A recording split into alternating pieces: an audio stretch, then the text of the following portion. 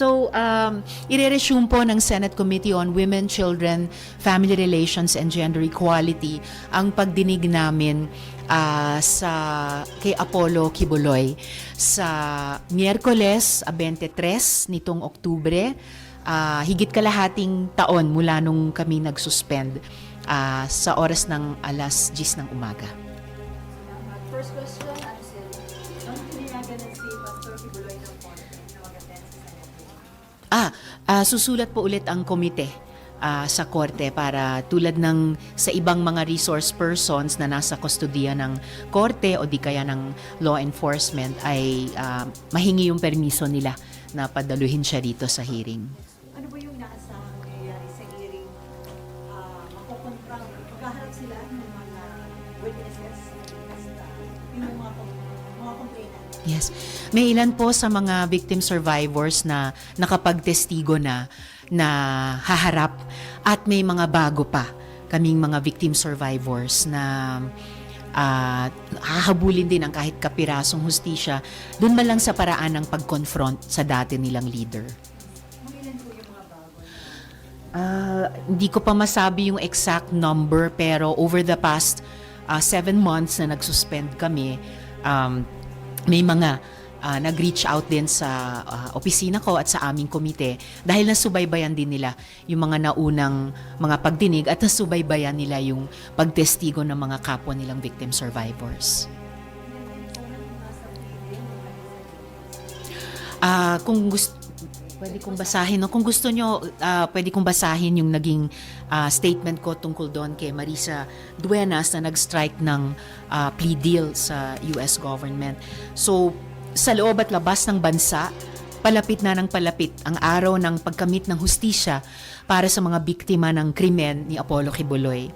The plea deal by Marisa Duenas, a reported long-trusted administrator of the Kingdom of Jesus Christ with U.S. authorities, is a significant step towards securing accountability for Kibuloy's disturbingly long list of crimes here and abroad, which includes sexual abuse of minors, qualified human trafficking, child abuse, and others. As chair of the Senate Committee on Women, Children, Family Relations, and Gender Equality, I also hope that Ms. Duenas, given her position in KOJC, would be open to participating in our continuing investigation on the various allegations of abuses and criminal acts by Kibuloy. Sana tulad ni Ms. Duenas ay makipagtulungan na sa ating otoridad ang iba pang kapwa-akusado ni Kibuloy. Sana ay pakinggan nila ang kanilang konsensya at isiwalat na ang buong katotohanan at ang lahat ng kanilang nalalaman. I urge the Department of Justice to extend all necessary legal assistance to any co-accused or any other person willing to cooperate towards attaining justice for the many women, child, labor, and other victims of Kibuloy's crimes throughout the years. Dapat managot si Apollo Kibuloy at ang kanyang mga kasabwat sa kanilang pang-aabuso sa kababaihan, kabataan, at iba pang vulnerableng miyembro ng lipunan.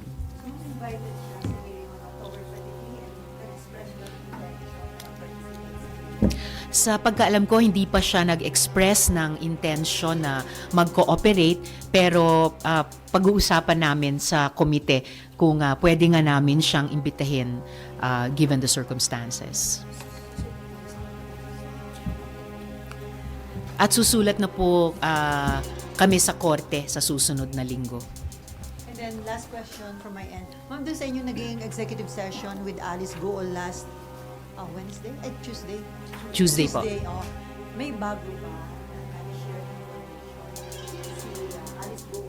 Naging worth it naman po yung more than 1 hour nyo na executive session with More than 1 hour nga eh. Pero hindi pa rin completely worth it. Hindi pa rin sulit na sulit. Dahil wala rin masyadong maraming bago. May ilan na mga kapirasong sinusubukan pa naming i-follow up in open hearing. So no more executive session with Alice Gool, ma'am? Looks like no more executive session with Alice Go or go hopping. Okay, next si Victoria Cullen. Hi, ma'am. Hi. Ang sabi po ni Senator JV kahapon, meron daw bagong names na sinabi si Go dun sa executive session. Can you confirm? Yun yung bahagi sa mga kapirasong ilang mga bago na yung ibang kapiraso no naririnig namin dati.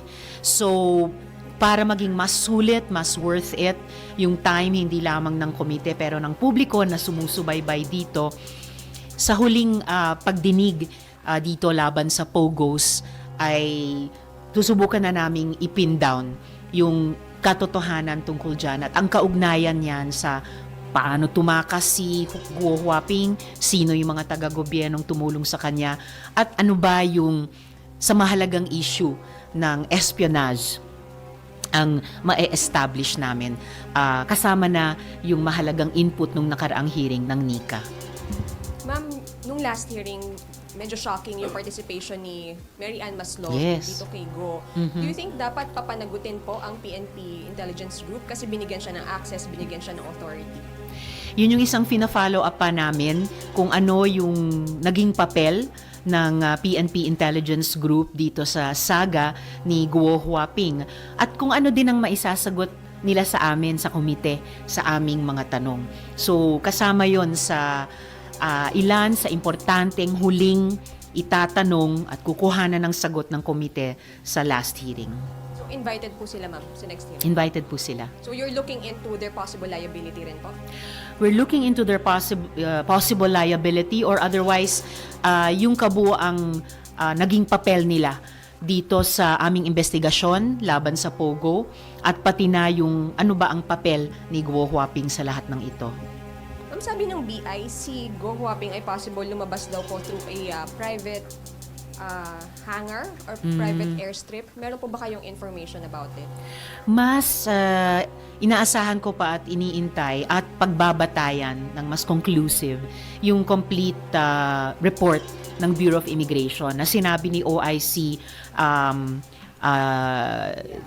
Viado kahapon na kukompletuhin pa nila. So hopefully within the next few days. Thank you. Handa na ba kayo magtrabaho na si Pastor Tibuloy? Ang masasabi ko lang po, talagang magpakita naman sila ng konting hiya.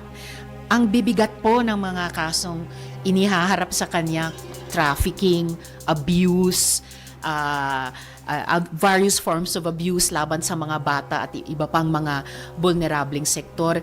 Ganong katagal siyang tumakas sa batas, nakakuha pa talaga ng kung anuman para ihain ang sarili bilang isang mambabatas. Gayunpaman, mas nagtitiwala ako sa kakayahan ng ating mga kababayan at magiging kapwa botante sa susunod na taon na huwag bigyang daan ang ganyang klaseng kandidatura. Kasi ang dapat iboboto ay mga lawmakers, hindi po lawbreakers. Okay, next, si Agatha Molinari.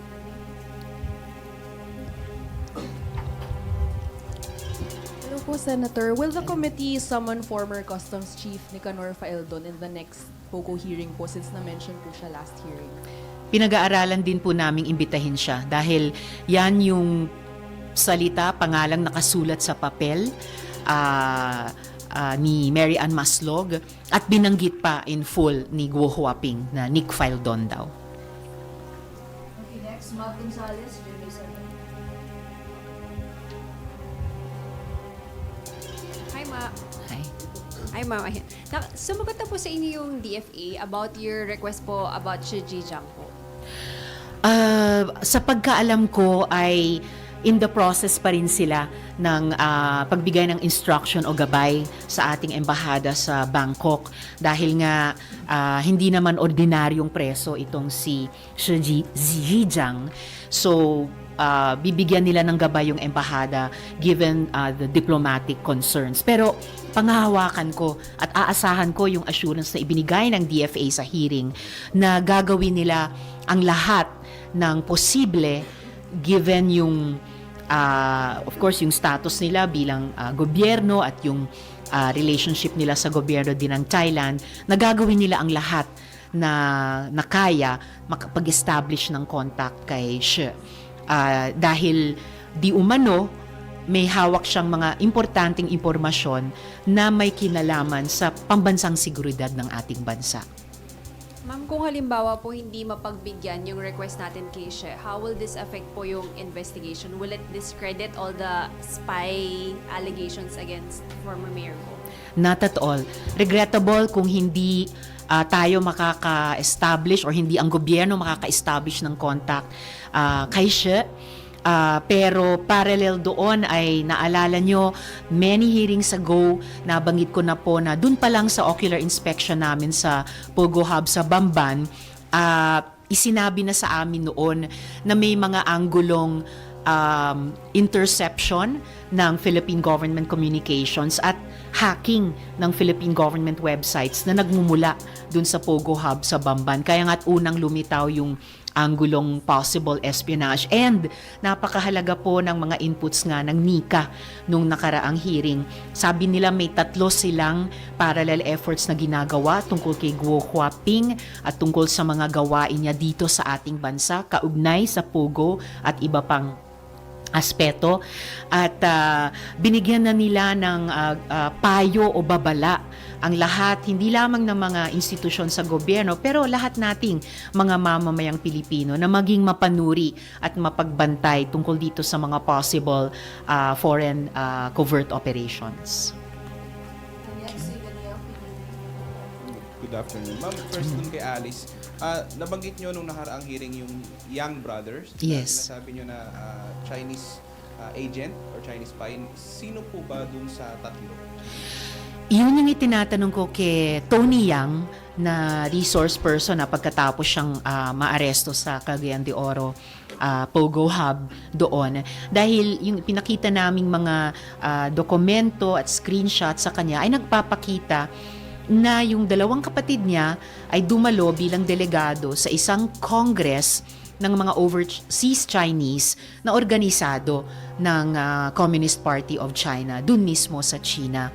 Yung isa pang pinavalidate ko sa kanya, bagamat pinabulaanan lamang niya, ay yung isang ulat ng, I forget the exact name now, pero isang report tungkol sa overseas crime na merong isa sa mga kapatid na Yang, ayaw lang niyang kumpirmahin kung yung middle brother nila na si Michael Yang o yung bunsong kapatid nila na si Hongjiang Yang ay meron talagang kinalaman sa Pogo-related at espionage-related na mga criminal syndicates. Na-establish nyo po ba kung sino, or meron ba kayong hula kung sino doon sa tatlo? Ang hula lamang ay isa sa kanila or yung 2, dahil may isa na binabanggit dun sa ulat na yon tungkol sa overseas crime at yung 2 ay nandun bilang delegado sa Chinese Communist Party sponsored conference sa China. Ma'am, last na lang kay Kibuloy. Apa. Ma'am, do you think napapanahon na amyendahan talaga yung batas na unang payagan yung mga ganyang, halimbawa may kaso ng human trafficking? Tingin nyo ba right time naman para amyendahan po? Actually, hindi po kayo yung unang nagtanong sa akin yan. Mayat-maya sa mga araw na ito, mga kababayan natin nagtatanong din. And maybe it's something na dapat pag-aralan namin dito sa Senado at ng counterparts namin sa House bilang bahagi ng pagsulong pa ng mga electoral reform. So, ganyang mga posibleng amyenda sa Omnibus Election Code. Dagdag lang dun sa pinag-uusapan natin kanina, yung inattenda ng 2 kapatid ni Tony Yang ay ang 10th National Congress of Returned Overseas Chinese and their relatives. Dinaluhan ng mga delegado mula sa 109 na bansa. Thank you, ma'am. Okay, next po si Amor, Newswatch. Hello po ma'am, good afternoon. Ma'am, about Mary Ann Maslog po, ma'am, paano po ba siya naimbitahan? Bakit po siya in-invite sa hearing na? Right. Inaalala ko rin, inimbita namin siya bilang resource person dahil soon or right after siya inaresto ng NBI, lumitaw sa sarili niyang mga statements na kilala daw niya si Guo Huaping, kilala daw niya si Mayor Kalugay. Nakipag-meet na daw siya sa kanila at meron siyang gustong gawin para sa kanila na I guess yun yung lumabas sa hearing na gusto daw niyang kumbinsihin si Guo Huaping mag-surrender kahit pagkatapos na siyang maaresto. So, yun. Sorry ma'am, ano po yun? Parang affidavit po niya nung naaresto siya? Media reports tungkol sa mga statements niya nung pagka-aresto sa kanya ng NBI na hindi ko alam kung bakit sinabi niya, pero sinabi niya na meet na niya sina Guo Huaping at Mayor Kalugay at meron siyang gustong gawin para sa kanila or kanya o kaugnay niya o nila. Si Senator Jinggoy po said he has unverified info na possible na isa po si Maslog sa tumulong daw po kay Alice Go na makatakas. Have you received that information as well? It's a piece of information we're also looking at, yung sinabi ni SP Pro Tempore Senator Jinggoy. May we know more details about that, ma'am? Meron na po ba kayong mabibigay? Paano po siya tumulong kay Alice Go? Raw information pa lang kasi, so sa mga susunod na linggo bago yung huling hearing, yun yung isang aalamin talaga namin. Kasi in a way, at kaugnay pala ng isang naunang tanong, sorry, nalimutan kong banggitin, isusulong pa, kung hindi man maikokompleto, yung isang naging parallel na pagdinig nung Committee on Justice Subcommittee, particular dun sa pagtakas ni Guo Huaping. And a number of senators have said na hindi daw po pwedeng pagkatiwalaan yung mga sinasabi ni Mary Ann Maslog. But ma'am, will she still be invited sa next hearing? And paano po ninyo tinitreat sa committee yung lahat ng mga sinasabi niya? Sinubject na namin siya sa isang contempt citation. So, bagamat in the custody na siya at pa rin ng NBI, at least on the record, yung pagtingin sa kanya ng Senado bilang resource person na in a way contemptible at contemptuous yung behavior niya at yung kanyang mga sinasabi. So, halos lahat namin ay nakapagsabi, hindi talaga kapani-paniwala yung mga pinagsasabi niya.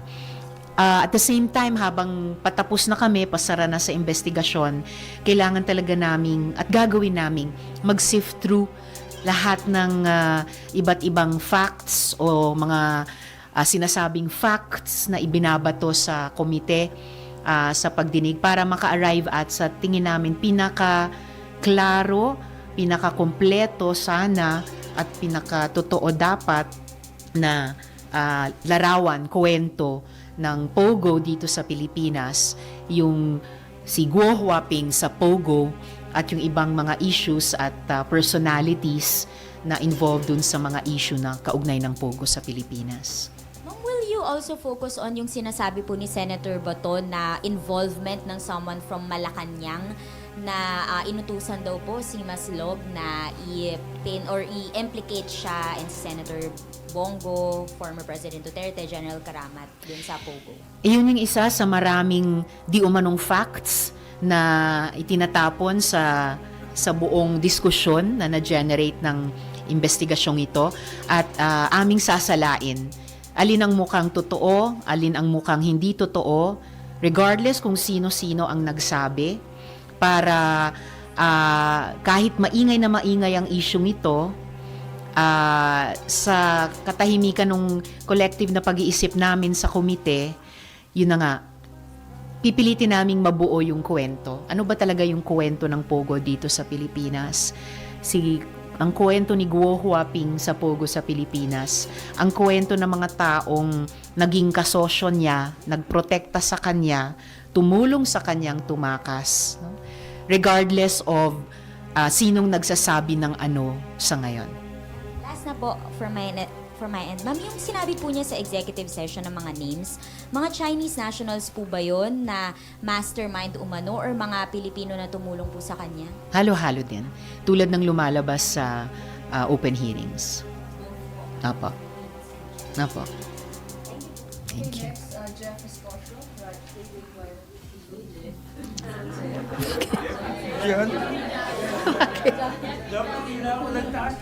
Ma'am, good afternoon po. Ma'am, tanong ko lang po, yung sa revelations ni Guo Huaping dun sa ano nyo, dalawang executive sessions, sabi niya kasi, biktima lang din ako, nagamit lang din po ako, sabi niya, parang ano po ba, kapani-paniwala po ba na talagang biktima lang siya, nagamit lang po ba siya? nagulat din ako nung ginamit niya yung salitang yon para sa sarili niya na biktima. Kasi ang totoong mga victim yung nag-surrender pa sa NBI dahil kinasuhan sila ng non-bailable na human trafficking, Merly Castro. Si Miss Merly, dahil in-identity theft sila at ginamit yung pangalan nila nang wala silang permiso para i-incorporate yung mga POGO companies na yan. Si Miss Merly na may dalawang bata pang anak na kung hindi magbabantay yung isang kapatid niya, mag-isa sa bahay habang pauwi yung asawa niya mula sa probinsya. Yun ang totoong mga biktima. Hindi masasabi ni Guo Huaping na biktima lang siya, ginamit lang siya. Maaring ginamit siya ng iba, yung mas malalaking fish kesa sa kanya, pero hindi siya small fry. Kung mid-level man siya, mataas na mid-level siya at fully accountable siya sa kanyang mga ginawa. Ma'am, sundan ko lang yung tanong ni Miss Amor, no? Yung kay Maslog, ma'am, pwede bang pagdudahan na patay ka na, bumangon ka, tapos biglang ang dami mong revelations, parang squid tactics o diversionary tactics po ba yung ginagawa niya? Huwag niyong sabihing squid tactics, baka may magalit. The joke.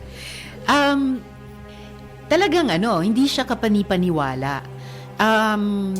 Pero gaya ng nabanggit ko kanina, maaring meron siyang squid tactics na ginagamit, baka maaring may ilang pirasong buhanging totoo. So yun yung kailangan naming timbangin sa pasara ng investigasyon at lalo na pagsulat namin ng committee report na regardless sa kung sino ang nagsabi ng sa pamamagitan ng pag-cross sa mga resource persons, sa mga facts kuno na sinasabi nila, more or less ma-establish namin mukhang ang totoong kwentong ito. Yun yung aming gagawin. Ma'am, last kay Pastor. May mga kaso na po siya, then in-invite po siya kung papayagan po siya ng korte, appeal siya rito. Are you ready po na mag-ala Guo Huaping din siya na I'm invoking my rights again, na wala ring mapipiga? Handa po kami sa kahit anumang di pagsagot or pagsagot niya. Ang pinaka-importante ay handang-handang harapin siya ng mga victim survivors niya. Thank you. Ma'am Nympha Asuncion po, Radyo Pilipinas. Ma'am, reaction or statement lang po dun sa decision ng Ombudsman tungkol sa mga PORAC officials. Tungkol sa... Yung suspension, sir. Opo. So, bagong-bago pa po yun, na sinuspinde si Mayor Kapil at 6 pa? O 5 pa? 5 o 6 pang... 8 lahat. Bali 10, ma'am. 10 Mayor, pala. Vice Mayor, 10. tapos 8 na konsehal. Okay. So yung balitang iyon na sinuspinde sina Mayor Kapil, Vice Mayor nila, at yung 8 konsehal, sa pagkaintindi ko ay batay sa tansya ng DILG na nagkulang sila sa pag-exercise ng due diligence bilang mga LGU officials dun sa kanilang sinasakupang lugar na tinayuan pala ng isang POGO hub. And bahagi yan ng pagsingil ng accountability sa mga responsible officials laban sa mga malign at mapanirang mga economic activities tulad ng POGO. Dapat ba ito, ma'am, parang eye-opener na dun sa iba pang mga LGU na may mga POGO pa rin? Definitely, additional eye-opener na ito dahil sinundan yan yung paunang paglabas ng DILG o ng PAGCOR na mga listahan ng lahat ng mga LGUs kung saan nakalocate yung mga POGOs dahil di ba sabi ni PAGCOR Chair Tenco noon originally naka-issue ang PAGCOR ng POGO licenses sa 190 or 290 at yung 250 nun ay nag-lapse na or hindi nag-apply ng renewal kaya may natira na lang 40. But I reiterate, lahat ay covered ng ban at dapat talaga ipasara, wind down hanggang December 31 at mahanapan ng alternatibong trabaho yung mga empleyado nila. So ma'am, kahit sinasabi nila na wala nga silang jurisdiction doon kasi sabi nila PAGCOR, dapat pa rin silang kumilos. Dapat ang PAGCOR? LGU. LGU. Oh, definitely. Dapat pa rin kumilos noon ang LGU, lalo na't lumabas dun sa pag-aresto at pagtatanong kina Cassandra Leong at hindi pa nga, syempre, malocate si Duan Renbu at mapaharap siya sa investigasyon na kaduda-duda din ang pag-operate ng Lucky Star 99, pati ang Whirlwind Corporation, tulad ng pag-operate nung 3 kumpanya sa Pogo Hub sa Bamban, yung inaalam namin sa Cebu, at may bago na namang raid sa Cebu, at yung Pogo Hub din sa Cagayan de Oro. Okay, salamat, Tifa. Last 3 na lang po tayo. Victoria, Jan, Elena. Hindi. Mrs. Thank you. Victoria, tulad mo na. Okay, thank you. Ma'am, sorry, habol lang po uli. Doon sa Apo. PNP Intelligence Group pa rin. How would you describe lang po yung ginawa nilang pagbibigay ng access at ng authority kay Maslog, even allowing her to go into the custodial center? Acceptable po ba? Above board po ba? I-establish pa namin kung above board yon, pero common sense mula sa isang mamamayan, hindi po acceptable yung ganon, no? Kung mapapatunayan pa nila somehow na above board yon, pero hindi yon acceptable kasi kaduda-duda yung taong yon. So, isa rin yun siguro sa mga itatanong namin sa PNP-IG sa susunod at huling hearing. And then, i-correct ko lang yung figures ko kanina, yung bilang ng mga POGOs na inisyohan ng PAGCOR ng license sa ilalim ng nakaraang administrasyon ay 298 lahat-lahat na POGOs, at yung natitira na lamang ay na-covered pa ng mga existing licenses pero dapat kanselahin ay 43. Good afternoon, ma'am. So a while ago, SP Escudero said that there are no permanent plans to keep the U.S. missile system here in the Philippines amid China's aggression in the South China Sea. So are you in favor of keeping this as a deterrent, or are you more in favor of the Philippines pursuing a code of conduct with ASEAN and other regional bodies? The latter and other complementary measures. Matagal na nating sinusulong yung Code of Conduct in the South China Sea, at kung di ako nagkakamali, lahat ng mga member nations na nakapalibot sa South China Sea ay gusto. China na lang ang ayaw kasi ayaw niya ng multilateral process. Gusto niya na i-bilateral tayo, bawat isa sa atin. Siya ang pinakamalaki. Paano naman magkakaroon ng parity pag bilateral? Mas pantay talaga, mas mabunga kapag multilateral. Higit pa sa anumang weapon systems, and that's new to me from the SP.